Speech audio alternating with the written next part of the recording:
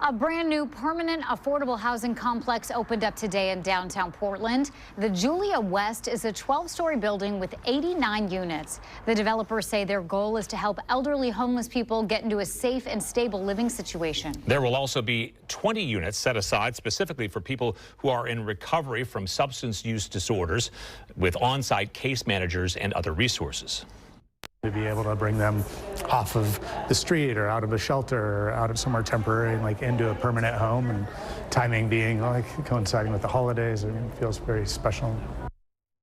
But while new affordable housing units become available in the city, a new study shows the number of vacant affordable units in Portland is at a 10-year high. According to the study, there are nearly 1,900 vacant units right now. Fox 12's Spencer Shaw spoke with city leaders and developers about why these units are not getting filled. So, Spencer, what did you find out?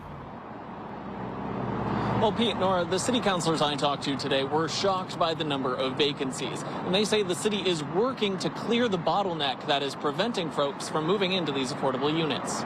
In Portland, there are 25,409 affordable housing units.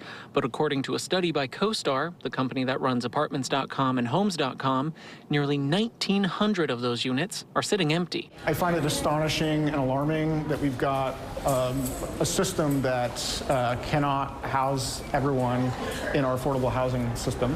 Back in 2022, there was a 4% vacancy rate for affordable housing complexes, not counting affordable units in market rate buildings.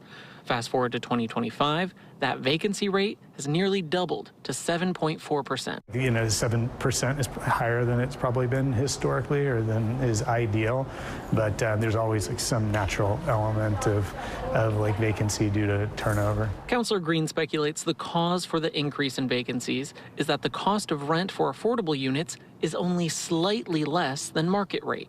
The issue is that these providers have debt on their balance sheets, and so their cost basis is pretty high.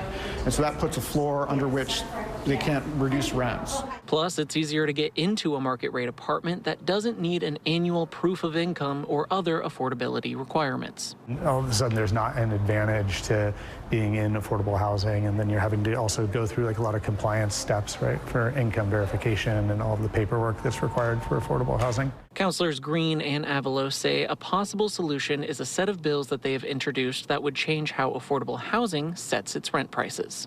We need a rent structure that is cost-based, that we need to have a developer approach that is conditioned upon making sure that we have long-term permanently affordable units, and that we don't take on too much debt, and make sure that we're charging a rent that is reflective of the cost of the unit, not necessarily their immediate income.